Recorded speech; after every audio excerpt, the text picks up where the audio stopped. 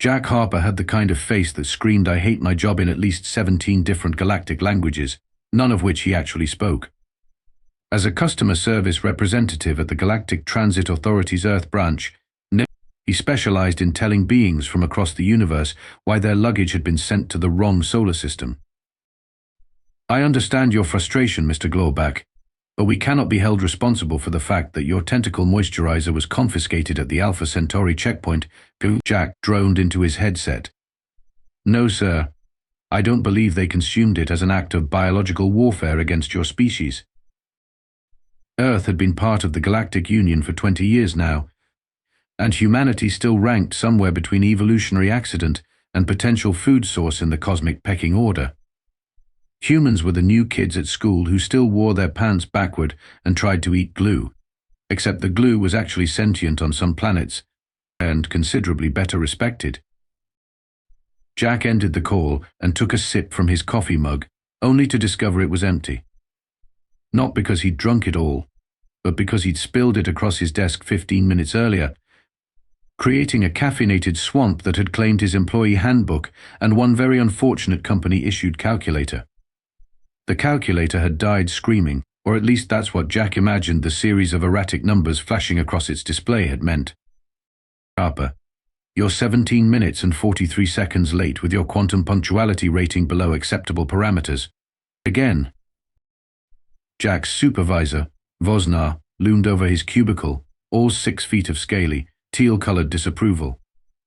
Vosnar was a Xylaxian, a species famous for having evolved perfect time-keeping glands and absolutely no sense of humor. "Sorry, Vosnar. The transit pod was delayed because an Arcturan's emotional support blob escaped and gummed up the..." "Excuses are like Rigelian flatulence. Harper, everybody has them, and they all stink." Vosnar slapped a tablet onto Jack's desk. "Your customer satisfaction rating is currently lower than the evolutionary prospects of your species. Complete these performance improvement forms by the end of your shift." As Vosnar slithered away, Jack glanced at the screen and noticed a flashing ad in the corner. "Feeling unlucky? Enter the Death Wish Lottery, the galaxy's most thrilling entertainment experience." The Death Wish Lottery was the Galactic Union's most popular form of entertainment, a system where citizens could volunteer to be randomly selected for a visit from one of the universe's most dangerous assassins. The chosen winner would get one wish granted before their spectacularly orchestrated demise. The whole ghastly spectacle was broadcast across all 17,000 worlds of the Union. Humans generally avoided the Death Wish Lottery. Having only recently discovered they weren't alone in the universe, they still clung to quaint notions like not wanting to die for the amusement of trillion-eyed space squids. Jack squinted at the tiny text below the ad. "Odds of selection, 1 in 147628930005611, nearly 15 trillion to 1. He snorted. At least something in the universe was less likely than him getting a promotion.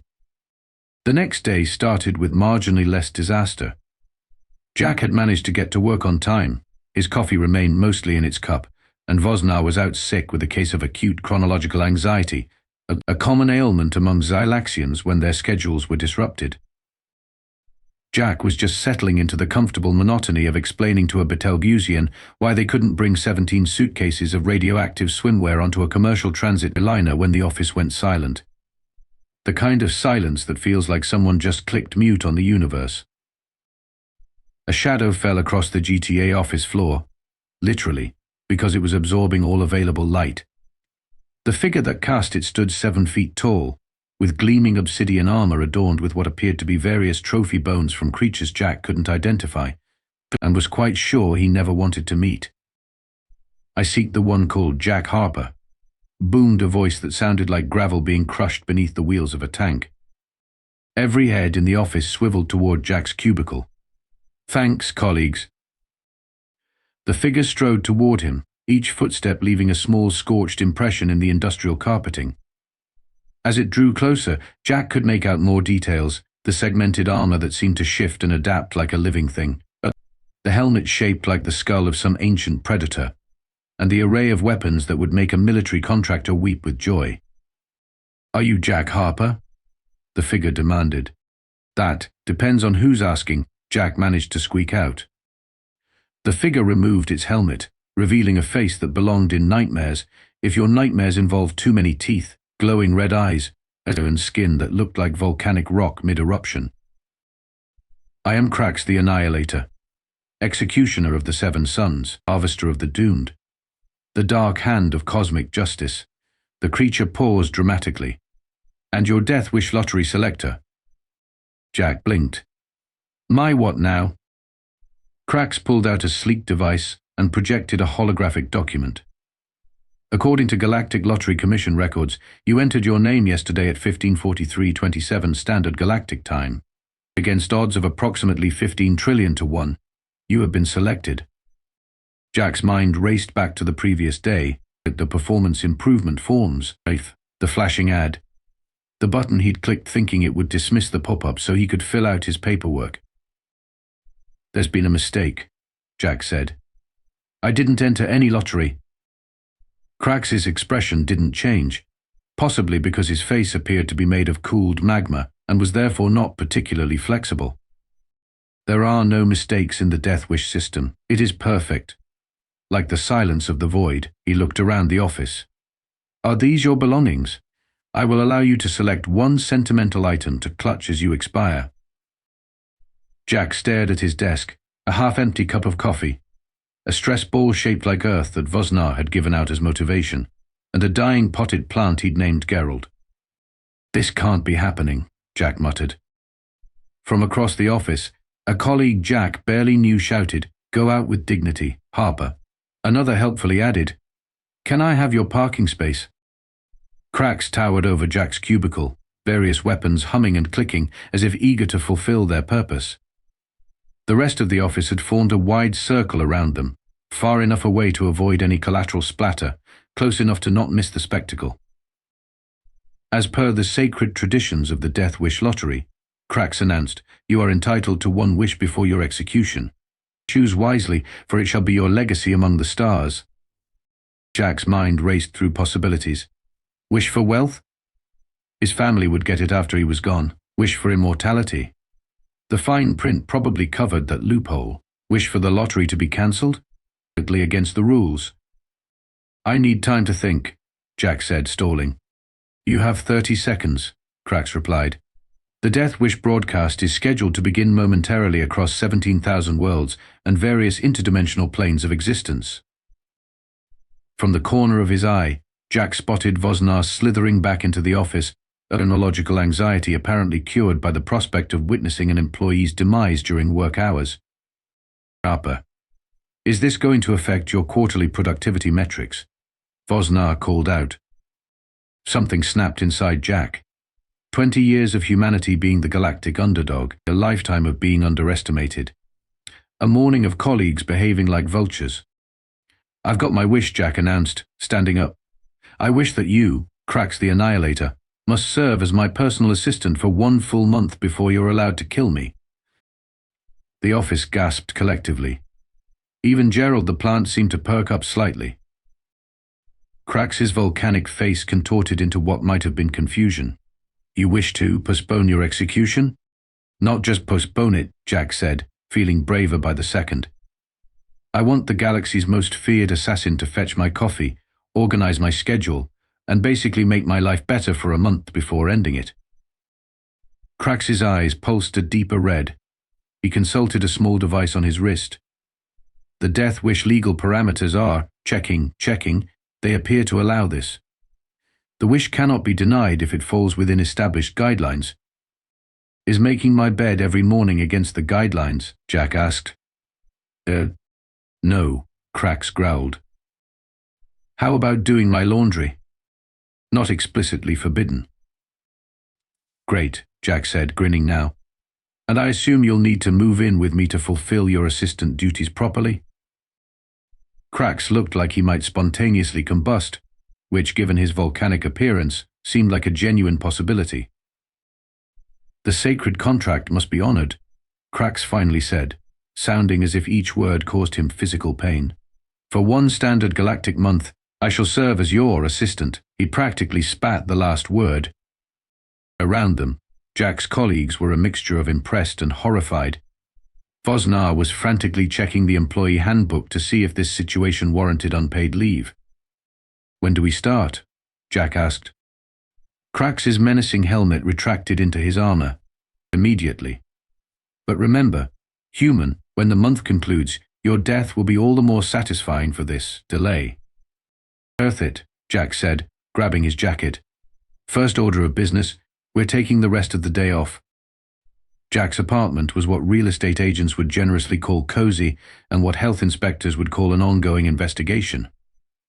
It consisted of a living space that doubled as a bedroom, a kitchenette that could fit exactly one person if they didn't breathe too deeply, and a bathroom where the shower, a toilet and sink could all be used simultaneously without moving. "This is your domicile?" Krax asked, ducking to avoid hitting his head on the doorframe. "It is smaller than a standard execution chamber." "Welcome home, roomie," Jack said, tossing his keys into a bowl. "Your bedroom is, well, anywhere you can fit, I guess." Krax surveyed the apartment with glowing red eyes. "Where do you store your weapons?" "Place in the drawer with the takeout menus." Krax opened said drawer to find exactly one dull kitchen knife and several dozen pamphlets for local food delivery services. "This will not do," Krax declared. "As your assistant, I must ensure your living space meets basic defensive requirements." Before Jack could protest, Krax had begun reconfiguring the apartment. Furniture was rearranged to provide optimal surveillance angles. The refrigerator was emptied of potentially poisonous earth substances, including Jack's favorite hot sauce, which Krax insisted could melt the exoskeleton of a draconian war beetle. The windows were reinforced with some kind of shimmering energy field that Krax produced from a compartment in his armor. "Is all this really necessary?" Jack asked as Krax installed what appeared to be a miniature missile defense system on the bathroom door.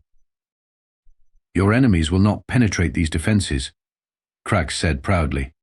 "My only enemy is my alarm clock," Jack replied. The first night was an exercise in cultural differences. Jack discovered that Krax didn't sleep. Instead, he entered what he called a death meditation, standing completely upright in the corner of the room, eyes still open and glowing, occasionally muttering what sounded like ritualistic threats. Morning brought new challenges. Jack's routine of showering, brushing his teeth, and barely making it to work on time was disrupted by Krax's insistence on proper preparation protocols. "Your hygiene ritual is inefficient," Krax announced, barging into the bathroom while Jack was showering. "I have prepared a more effective cleansing agent." He held up a vial of bubbling purple liquid. "That's not going anywhere near my body," Jack said firmly. Later, as Jack prepared to leave for work, Krax insisted on security reconnaissance of the route to the transit station. This involved scanning every passerby with a device that made an ominous humming sound and occasionally caused electronic devices within 20 feet to reset.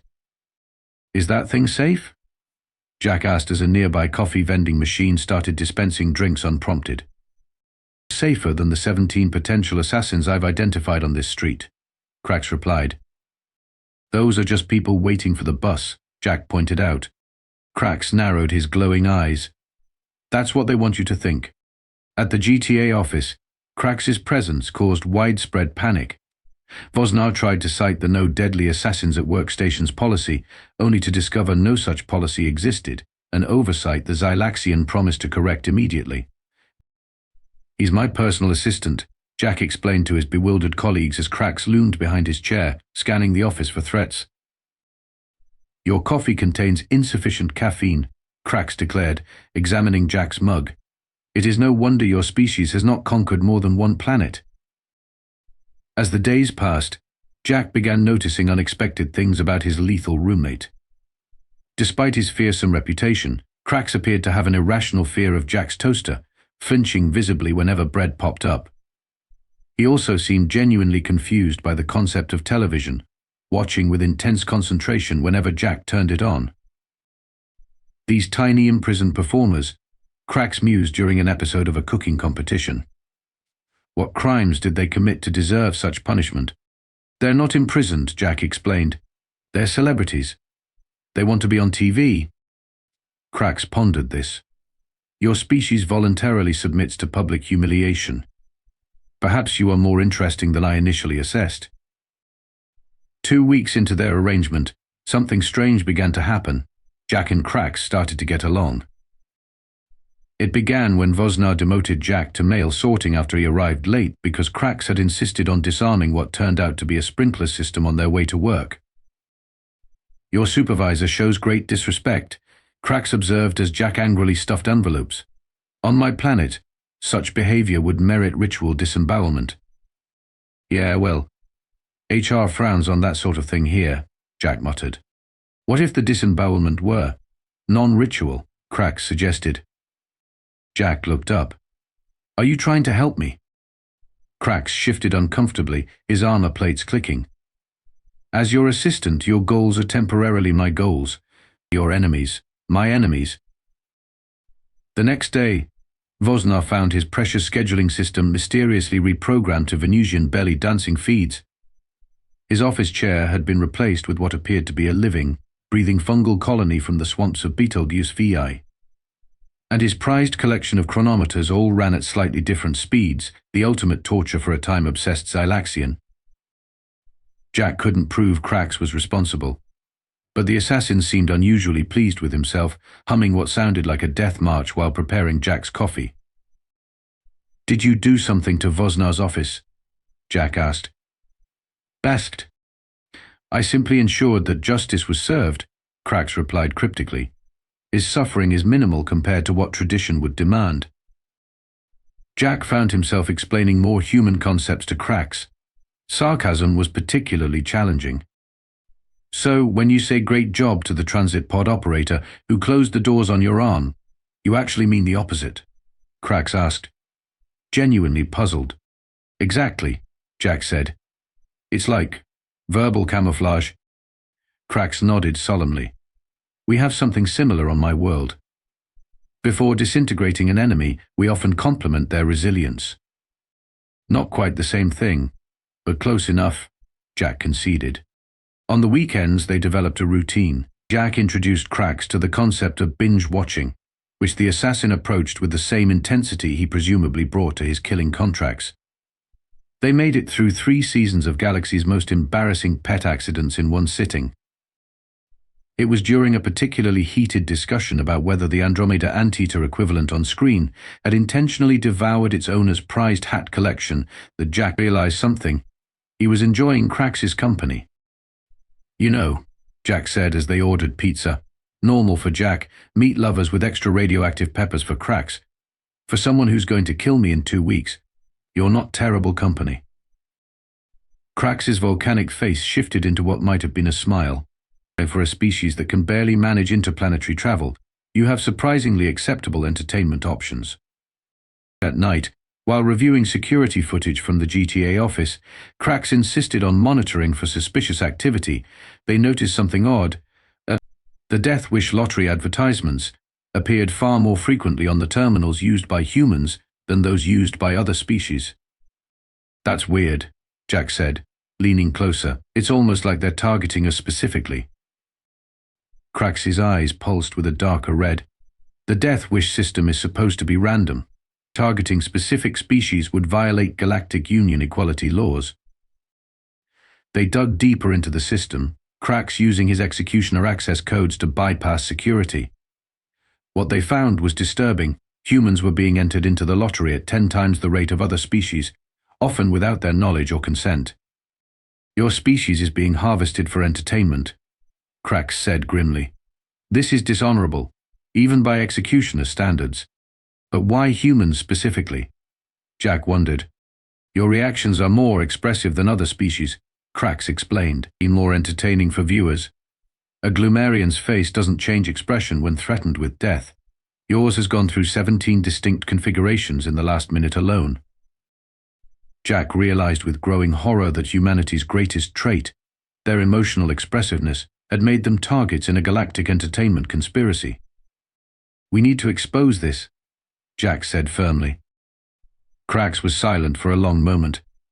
"Doing so would violate my contract with the Death Wish Commission." "So you'd rather uphold an unjust system?" "Justice," Krax said the word as if tasting it. "My species has a saying, truth is the sharpest blade, perhaps it is time to wield it." The month was coming to an end. In less than 24 hours, Krax would be obligated to fulfill his execution contract, and Jack would become another statistic in the Death Wish entertainment machine. They had spent the final week gathering evidence about the rigged lottery system, records of human entries, viewer statistics showing higher ratings for human executions, and internal memos discussing the exceptional emotional range of Earth contestants. "What's the plan?" Jack asked as they sat in his apartment on what was presumably his last night alive. "We release all this information, and then you know." He drew his finger across his throat. Krax's volcanic features had become more readable to Jack over the past month. Right now they showed what appeared to be conflict. "The contract must be fulfilled," Krax said, but without his usual conviction. "I get it," Jack said, "sacred traditions and all that. But before that happens, we're going to make sure no other humans get tricked into this system." They put the final touches on their evidence package and transmitted it to the Galactic Union Oversight Committee, the Earth Embassy, and, just to be sure, 17 independent news networks across the galaxy. The response was immediate. Jack's communicator began buzzing with incoming messages. The Death Wish Commission was being investigated. Emergency sessions of the Galactic Council had been called, and a representative from the Earth Embassy was demanding an immediate stay of execution for all pending human Death Wish contracts. As dawn broke on execution day, Krax stood in the middle of Jack's apartment, fully armored and imposing once more, a stark reminder of what he really was. "The time has come," he announced formally. Jack nodded, standing up to face him. "I understand. You've got a job to do." "Indeed." Krax drew a ceremonial blade that hummed with energy. "According to Section 7, subsection Gamma of the Death Wish contract, the selected executor must carry out the termination of the selected subject upon completion of all contractual obligations." "Right," Jack said, closing his eyes. "However," Krax continued, Section 12, Paragraph 4 states that in cases where the integrity of the Death Wish system itself has been compromised, all pending contracts are subject to immediate review." Jack opened one eye. "Meaning?"